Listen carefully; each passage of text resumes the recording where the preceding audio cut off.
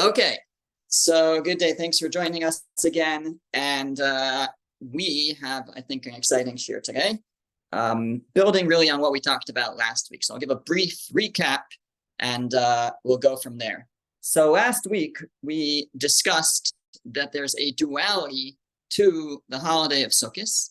It really starts in the Psukim and the verses in Parshas Emor, where the verses are kind of divided into two different sections.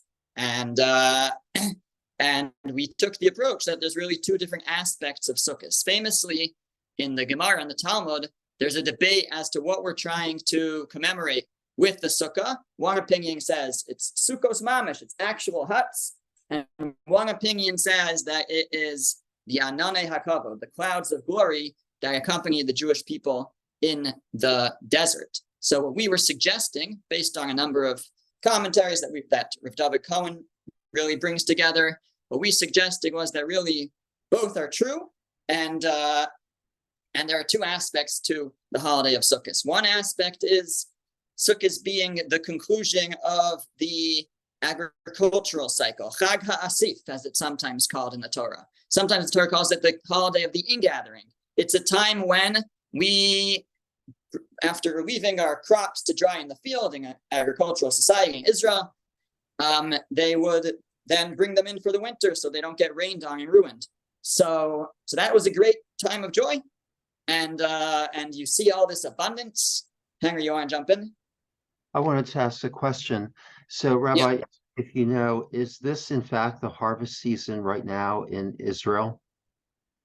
So the harvest season is really in the beginning of the summer, Pesach and Shavuos time, and throughout the summer you would leave the grain out to dry. It doesn't rain in Israel in the summer, and people would again, I don't know what the current practice is exactly, but traditionally the summer was a time where you would allow the grain and whatever else to dry out, which allows it to be preserved, and then before it rains in the winter, you would bring it into the house. And that's the Chag HaAsif, the holiday of the ingathering. So you have all this abundance and it's being brought in.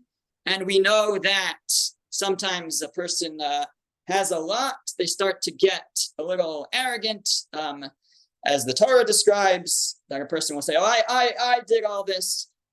So as a reminder, explains the Rashbam, as a reminder, we have the holiday of Sukkos. Sukkos, we're celebrating the bounty of the harvest. But God says, go dwell in a sukkah, to remind us that we dwell in sukkahs and huts in the desert. You came from a place where you had nothing. And then you came to the land of Israel, and you need to be reminded this is all God-given. And everything that we have comes from God, comes from Hashem. And so the sukkah, according to that approach, is really a way of keeping us humble, reminding us of humble beginnings, that we were in the desert and we had nothing, and that everything that we have is provided only by Hashem. That's the Chag HaAsif, the holiday of the ingathering. And then we had Sukkot as a conclusion to the high holiday cycle. HaChodesh HaShvi Hazeh, this seventh month, where we come off of Rosh Hashanah, Yom Kippur, and we're almost at the point where we've achieved full atonement.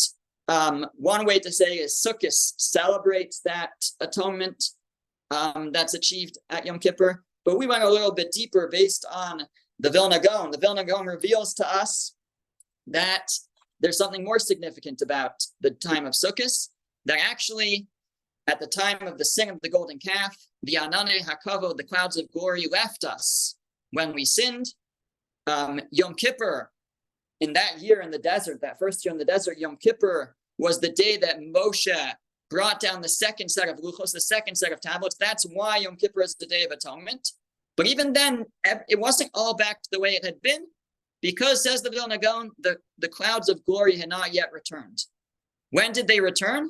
They returned on Sukkos. And he makes the calculation of that Sukkos was the day that they began to build the Mishkan.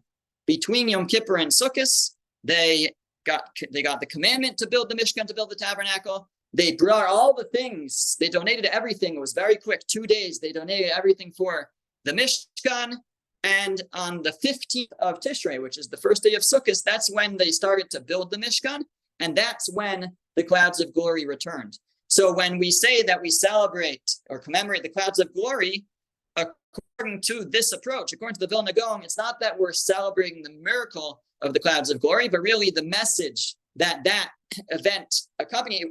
We're not even celebrating the first time the clouds of glory came. We're not celebrating the clouds of glory. What we're really celebrating is the atonement, the return to the original state that we had been in, the original relationship, which is expressed by the return of the clouds of glory on the holiday of Sukkot. So the second aspect of Sukkot views the holiday as the end of the high holiday cycle and the day that we achieve complete atonement from the golden calf in the year in the desert, and then somehow replicated each year in our lives.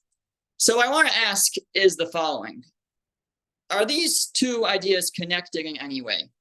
Meaning they seem very disparate. There's the Sukkah that keeps us humble, reminds us where we came from, that, at the harvest season. And then there's the Sukkah, which reminds us of the clouds of glory, which really just remind us of Hashem's forgiveness of us.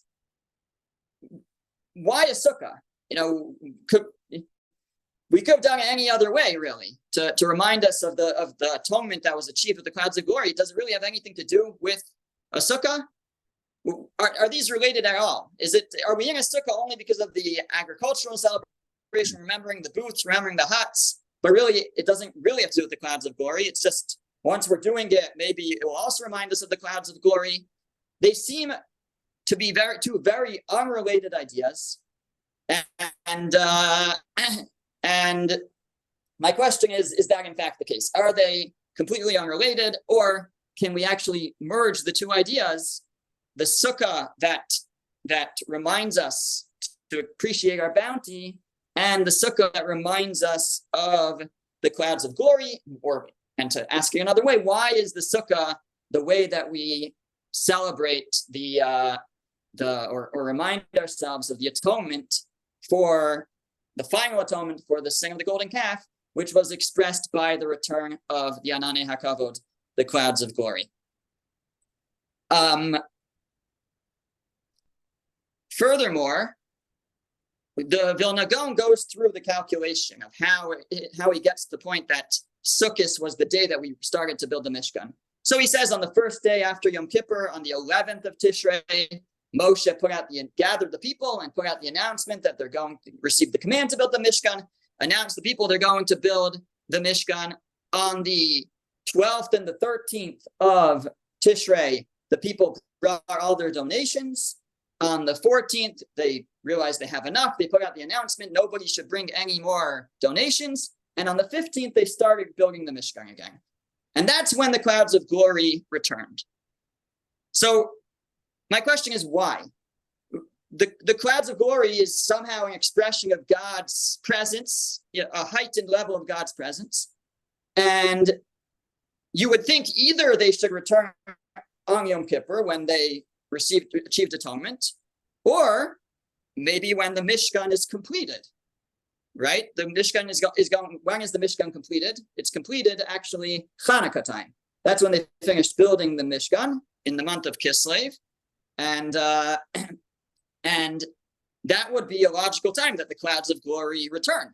Why do the clouds of glory return? Why does God's presence come back when they start to build the Mishkan, as if the act of beginning to build it is somehow a completion of the atonement for the golden calf? Why does it happen at that juncture? Okay, so our approach today is going to hopefully answer all of these questions. But before we start to answer, let's pose one more question. It's going to take us on a major diversion, and then we'll come back. So the Tur, the Arba Turim, one of the most important works of halacha from the 13th century, 14th century, he records there something actually that he heard from his brother, Rav Yechiel. So that the Tur is written by Rabbi Yaakov, the son of the Rush. The Rush was one of the other great Rishonim, great medieval commentaries. So Rabbi Yaakov Baal HaTurim quotes his brother Rabbi Yechiel, and Rabbi Yechiel says as follows. He says that the holidays of Pesach, Shavuos, and Sukkos correspond to the forefathers. How so? So he explains Pesach corresponds to Abraham. How does Pesach correspond to Abraham? So he quotes a verse that when Abraham had the angels over, he served them lushi v'asiu gos, which is some kind of bread-like, cake-like thing. Some understand that it was matzah. And it was Pesach, and he was serving them matzah. Okay, lots of questions we can ask about that, but that's one idea. So Avraham corresponds to Pesach. He served matzah on Pesach. Shavuos, he says, corresponds to Yitzchak. Yitzchak was the one who was nearly sacrificed by his father Avraham. He was replaced by a ram, of course, very significant to Rosh Hashanah coming up. The ram's horn, which commemorates the Akedas Yitzchak, the binding of Isaac. But that ram's horn shows up again at the giving of the Torah, where there was a sound of the shofar at the revelation at Mount Sinai. And that shofar, he says, was the shofar of Yitzchak. Again, lots of questions we can ask about that, but that's what he says, that the shofar that was sounding at Mount Sinai, the shofar that was used was the shofar from the ram from the binding of Isaac. And then he says that Jacob corresponds to Sukkos. What does Yaakov have to do with Sukkos? Because the verse says, Ulemikneyu asa Sukkos, that Yaakov made huts for his animals, for his cattle. So Sukkos corresponds to Yaakov. So Rav Matisyahu Solomon says, okay, I understand if you tell me that Avram celebrated Pesach and he served matzah, how Avram connects to Pesach. I understand if you tell me that they used the ram from the binding of Yitzchak at the giving of the Torah, how Yitzchak connects to Shavuos, the time of the giving of the Torah. But what in the world is the connection between Yaakov and Sukkos? So Yaakov made huts for his animals. It uses the word Sukkos there. Very nice, beautiful. A sukkah is a hut. So that's what you might make for your animals. So why is Yaakov connected to Sukkos? Because there's a verse that says, and he made huts for his animals. What in the world does that have to do with Sukkos? So Rav Matisyahu Solomon develops a theme in Yaakov's life and really tries to demonstrate that it's a tension between Yaakov and Esav, and it revolves around the following. For those who have the source sheet, I emailed it out. If you don't, it's fine also. So actually the first source there is this verse that I just mentioned. Yaakov went to Sukkos and he built a house, and for his cattle, he made booths. Okay. But let's take a look at the next source. So we're looking at Bereshis Perek Lamed Beis, chapter 32, and it says there, this is when Yaakov is running away. He's concerned for his brother Esav. He's going to meet up with his brother Esav. He's nervous. It says he got up that night. He took his 2 wives and his 2 maidservants and his 11 children. He crossed the Avar Yabok, the ford of Jabbok. And then he took them and brought them across the stream, and he took across what was his. And then the verse says, Vayivaser Yaakov levado, and Yaakov was left alone, and a man wrestled with him until the break of dawn. This is the famous episode where Yaakov is attacked by a man or an angel of Esav, and he survives, comes away a little bit injured, but that's that episode. Now, it says there that he was left alone. Why was Yaakov left alone? What happened to everybody, right?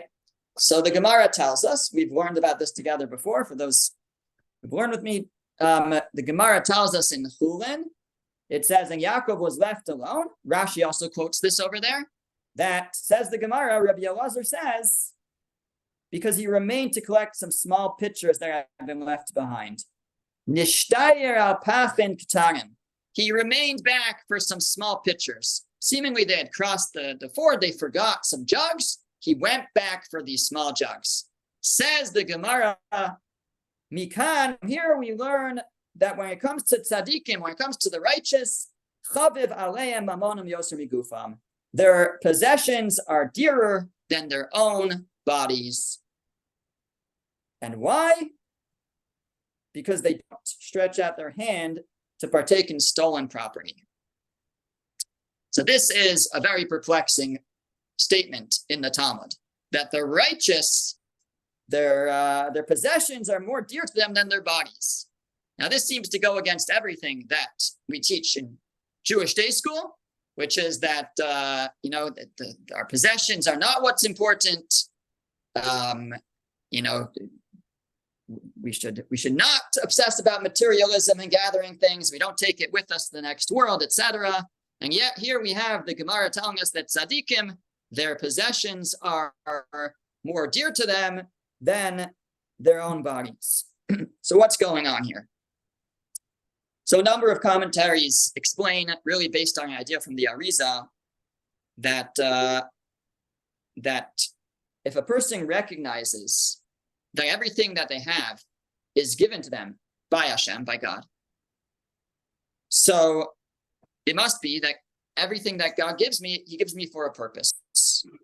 And it's to be used in the service of Hashem, in the service of God. And so if a person dismisses and disgraces that which God has granted them, so he or she is rejecting the service of God and misappropriating, misusing that which God has given them, or not using them. If we realize that everything that we have, we only have because Hashem decided that we should have it, so we should recognize if Hashem wants me to have this, it must be somehow that it can be used in the service of Hashem. I have to figure out how. I have to figure out what role it plays in my life, in accomplishing my mission in life. But if I have it, if Hashem has given it to me, so that's it's there for his now. Says Rabbi Matisyahu Solomon, that's only if we got it fairly. If we stole it, so then we wouldn't say that God gave this to me for my purpose, for my mission. So that's that line, the line that says that the Talmud says, why? Because they don't steal, the righteous don't steal. So if somebody has stolen property, then they wouldn't be able to make such a statement that this is so dear and so important. But because they don't steal, everything that a righteous person has comes to them fairly. It's been given to them by God. It's there for a purpose. It's very dear to them. What does it mean? It's more dear to them than their own bodies. Certainly our bodies are also there for serving God. So I've seen one explanation I think that works for me is that they're willing to extend themselves, right? A person who lives for just themselves, for pleasure, etc. So then it's all about utility or gaining the most pleasure. So if I get the most pleasure by going back for my possessions, then I'll go back for them. If it's not worth the effort for me to go back to get those possessions, then I'm not going to sacrifice my body and the effort and the energy to go back and get my possessions, because the pleasure or the joy or the enjoyment of this world of staying and not going to get them outweighs going to get them. But a righteous person says, no, if God gave this to me, then it's something that I need to serve God, or that I can use to serve God. So then I'm going to go back for it. I'm even going to, again, not risk my life, although Yaakov unknowingly maybe did, but at least put my body through great effort to go retrieve something that God has given me, because I can use it in the service of God.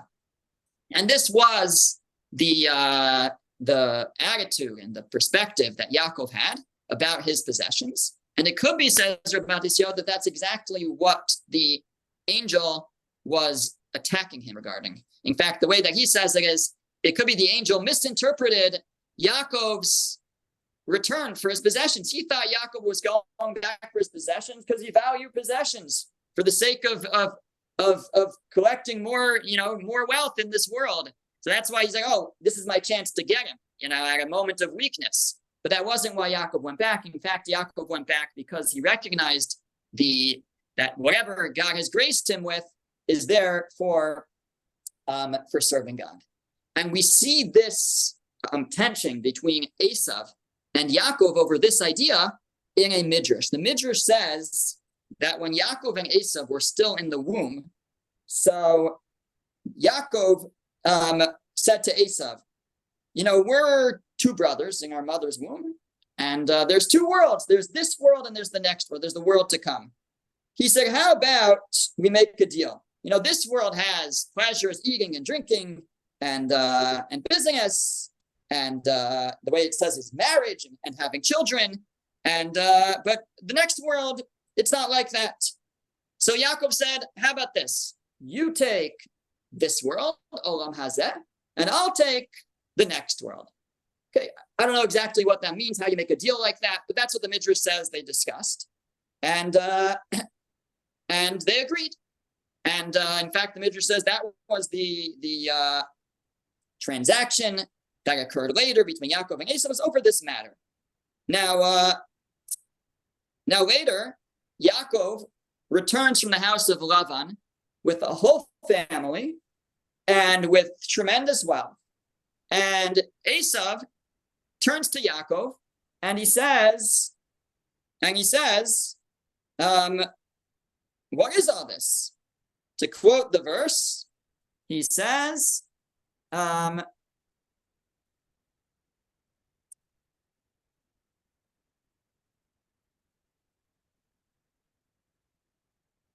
sorry, one second. Mi elalach, he says, what is all this? He saw his family, he saw his wealth.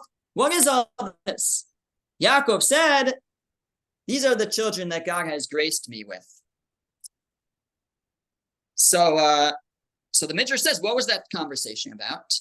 Midrash says, Esav was saying, I thought we had a deal. I'm going to get this world. I'll be wealthy and have a family, etc. in this world, and you'll be wealthy in the world to come. That was our deal. What is all this? You have a whole family. You have cattle and riches and everything. What's going on? So what was Yaakov's response? Yaakov's response was, these are the children that God has graced me with. In other words, all of this that I have, God graced me with. It's not a breach of our deal. This is what God has given me in order to get me to the next world. I'm keeping my end of the deal. I'm going to get the next world. You're going to get this world. But in order for me to get the next world, God has provided me with certain tools. It doesn't just come on its own. I have to use the tools which God has provided me with in order to reach the next world, the world to come. That was Yaakov's response. That was the conversation between Yaakov and Esav. And so following this encounter with Yaakov and Esav, that's where we come to the verse that we started with, where it says that Yaakov traveled to Sukkos and he built a house and he made a sukkah for his cattle. And therefore he called the place, the end of the verse says, and therefore he called the place Sukkos. Very interesting verse. First of all, why do we care? Why do we need to know that he came to a place, he built a house, and he built a booth for his cattle? Like, what do you do when you move to a new place? You either buy a house, you rent a house, or you build a house, right? So why does he have to tell me he built a house? Oh, and by the way, he built a barn for his cattle, right? Well, I feel so enlightened by that. Like, why is the Torah telling me that? And what's going on in Yaakov's head? And he made a sukkah. He made sukkahs for his cattle, and he called the place Sukkos. What kind of a name is that for a town? For a village that you set up. You name it after the huts that you make for your animals. Very strange thing. So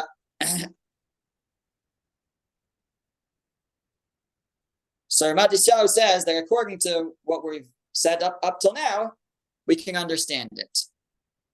If you look in the Targum Yonasan, one of the translations, ancient Aramaic translations of the of the Torah.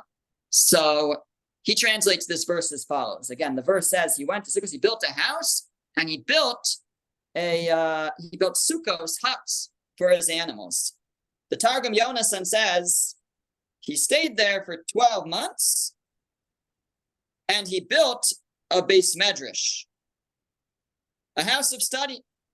And for his cattle, he built Sukkos. So what was this house that he built? He built a beis medrash, a house of study.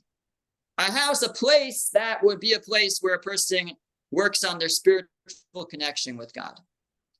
And what Yaakov was saying, say the commentaries, what the statement that Yaakov was making was, for my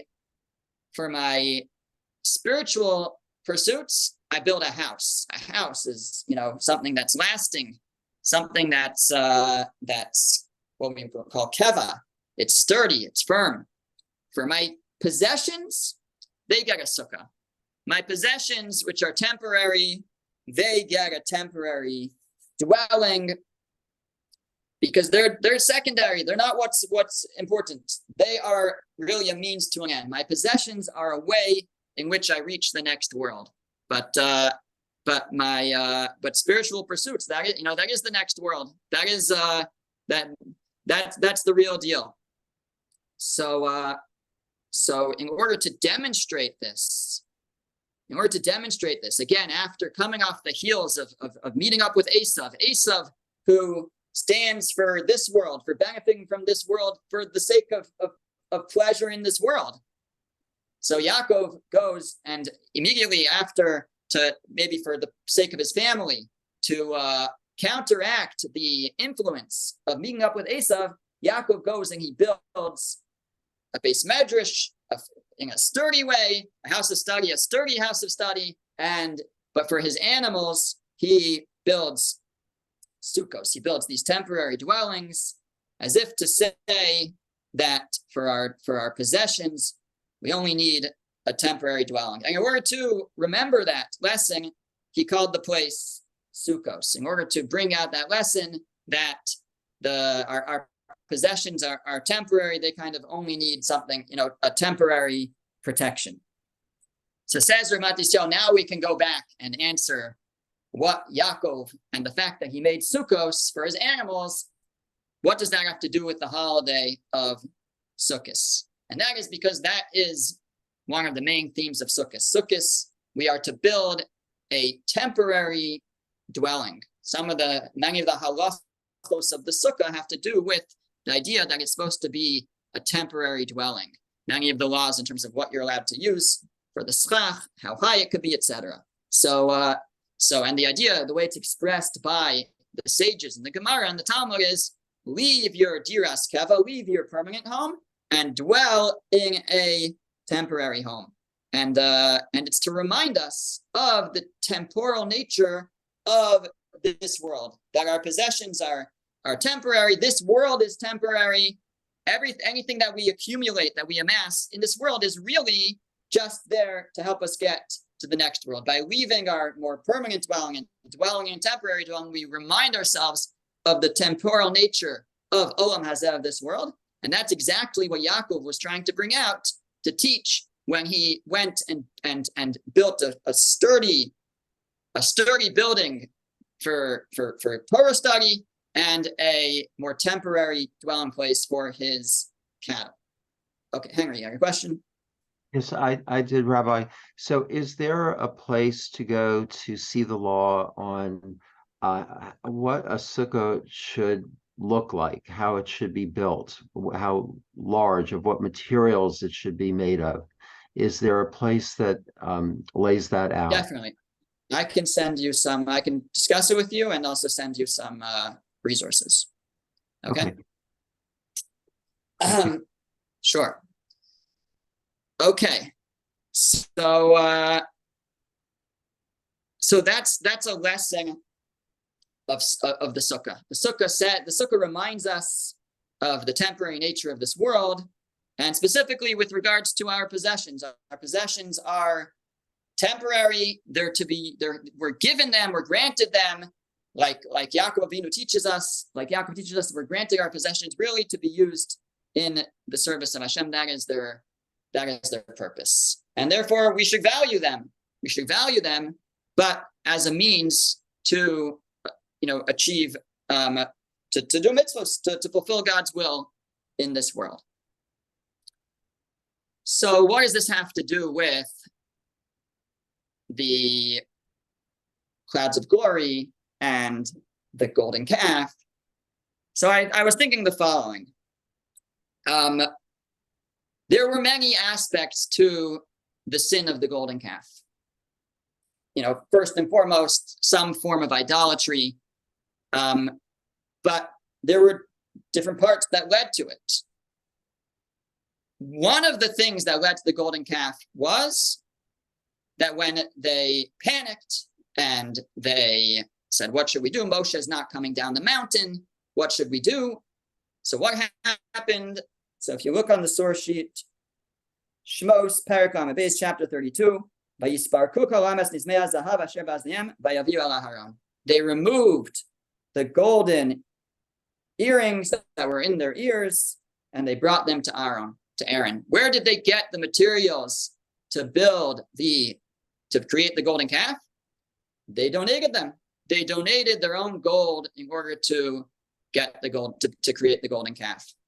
If you look in the first verse of Parshas Devarim, so in the beginning of Deuteronomy, Moshe begins to rebuke the people for various things, as understood by Rashi and others. So the first pasuk, the very first verse, it says, these are the words that Moshe spoke to all of Israel on that side of the Jordan, and it names a whole bunch of places, and it refers to something called Di Zahav. What's Di Zahav? So it seems to be a place of some sort, but Rashi says that it's a reference, again, all the different places the verse mentions were different rebukes that Moshe was giving the people, and one of the rebukes that Moshe gave to the people was Di Zahav. What's Di Zahav? Says Rashi, he rebuked them for the calf they had made as a result of their abundance of gold. Di Zahav means a lot, enough gold. You had so much, and as a result of that, you created the golden calf. How did the golden calf come to be created? Because they took the treasures, the riches that God had given them, and they used it to create a golden calf. Where did they get these riches from? When they left Egypt, they got many. They brought out with them great riches, and but what did they use it for? They used it to create the golden calf. So that's just one aspect of the sin of the golden calf, was misusing the wealth, the bounty that God had given them, in this case for the sake of idolatry. So what would be the tikkun? What would be the way to repair such a sin? The way to repair such a sin would be to take your possessions and use them for good. And so we have a whole, 40 days of praying and 40 days of Elul, to achieve forgiveness. And finally on Yom Kippur, they get the new set of tablets. But there's still one part of the atonement that has not yet been repaired. It has not yet been fixed, perhaps we can say. And that's this. Have they learned the lesson of how to properly use the possessions that God gives us? And so what happens after Yom Kippur? So they say we're going to build a Mishkan. And the call goes out for donations to the Mishkan. And what happens? Amazingly, the people come forward, and they bring even more than what they brought for the golden calf. And the golden calf, they brought earrings. Here, they brought tons and tons of things.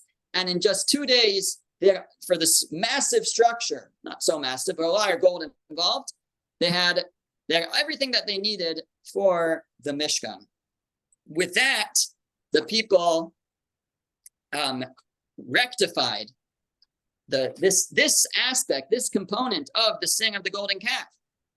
And so perhaps that's sort of the final step of the atonement. Once they complete that and they start putting those donations to use in building the Mishkan, that's when the Shekhinah, that's when the clouds come back and God's presence returns to the camp in that heightened state that it was earlier, once they've rectified that mistake. And if that's correct, if that's the case, so then it's not simply that on Sukkos the clouds return, so we commemorate the return of the clouds, but it's even deeper than that. It's Sukkos marks the day that we recognized, or it was finally rectified, this particular aspect, this particular error in terms of the golden calf, which is the misuse of the possessions that God grants us, or that God granted them. And so on Sukkos we say, putting it all together, right? The Chag HaAsif, it's the time of the harvest. You have all these possessions. You're so excited about it, right? Because you're drawing all this bounty from the harvest. Remember where it came from. Remember, when in the desert, you had nothing, which means that whatever you have is God given to you. If God gave it to you, it means you're to use it in the service of God. And at the same time, we're told leave your permanent structure, go out to a temporary structure. Remember the temporal nature of this world, and that whatever we're given is really to be used for getting us onto the next world, to be used in the service of Hashem. Now, Rav Hirsch, when he talks about the Arba Minim, the 4 species, ties directly into this concept. So, as I mentioned last week, the Arba Minim, the 4 species, to me is one of the most enigmatic mitzvos. It's funny because we have an idea of chukim. Chukim are mitzvahs that we don't understand the reasons for. This one never makes the list. We pick up a citrus fruit, an esrog. We take a palm frond, a lulav. We take 3 myrtle branches and 2 hadassim, 2 willow branches. We bring it all together and we walk around. So, or we shake it. So what's the story with this mitzvah? So there are many things said and many symbols that it might represent. Rav Hirsch says the following. Rav Hirsch says that the Sukkah teaches us to detach ourselves from the physical and from our possessions. We leave our comfortable home and we go out into a very simple home. It detaches us from the materials of this world. And the 4 species, he says, they're the opposite. They teach us to turn around and use the things of this world. We take these 4 things in our hands and we see how we can use our possessions in the service of Hashem. He says, that's why they have to be yours. There's a halacha, Jewish law says, it has to belong to you. Why does it have to belong to you? Can't use somebody else's. Now, there's a way to do it. You borrow it on condition that you'll return it. You get it as a gift on condition that you'll return it, but it has to be yours when you use it. Why does it have to be yours? Says Rav Hirsch, because that's the whole idea. The whole idea is that that they're teaching me how to take what's mine, what God has given me, and to use it in the service of Hashem. It has to be mine. That's the whole lesson.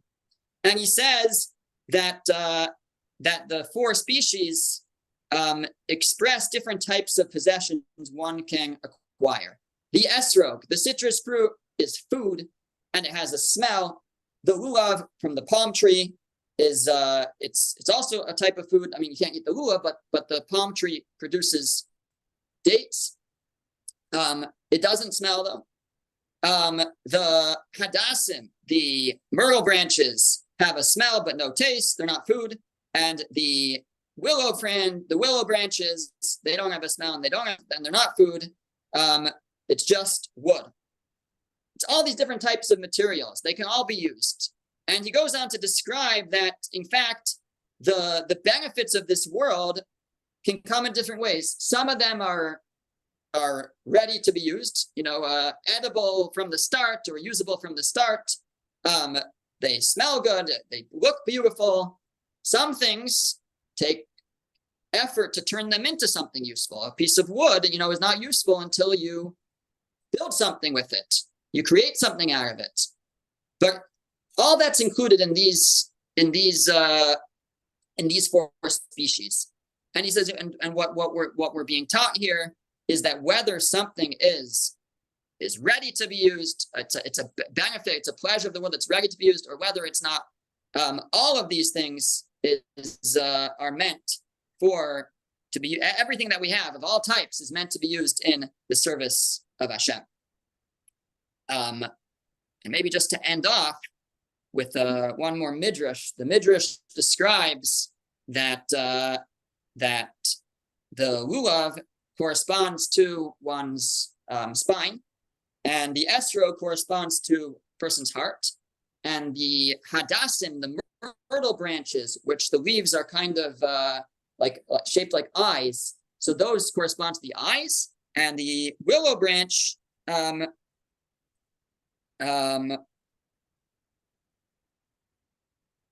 is like a mouth, shaped like a mouth, the midrash says, and the lesson is kolat smosai tomarna, all of my bones, all of my limbs, speak God's praise.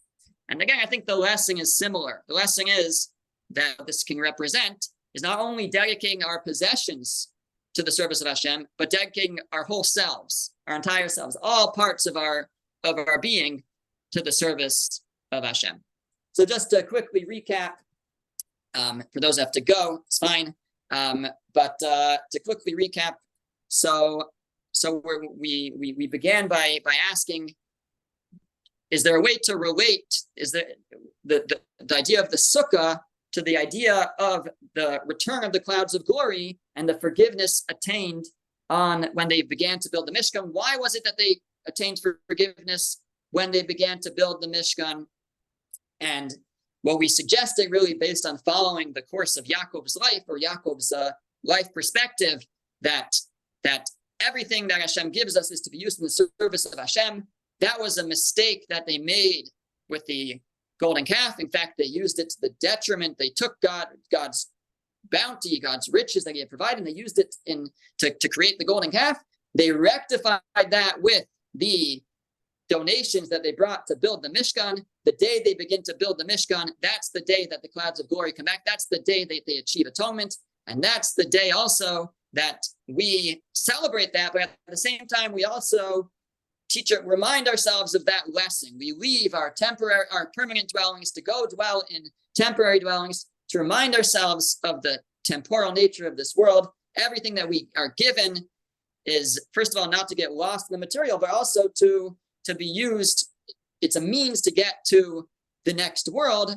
It coincides with the Chag HaAsif, the ingathering of the produce, where we're overjoyed by all the bounty that we have. God says, remember where you came from, remember where this comes from, and it's all to be used in the service of Hashem. And finally, we added that the Daled Minim, the four species, also come to teach this lesson, where at the same time that we're separating from material, we're also saying, take your possessions, you have to own them, take your possessions, take these objects, which represent all different forms of benefit that we can have in this world, those benefits that are readily available, those that we have to prepare for ourselves, but all of them are given to us in order to be used to better serve Hashem. Okay.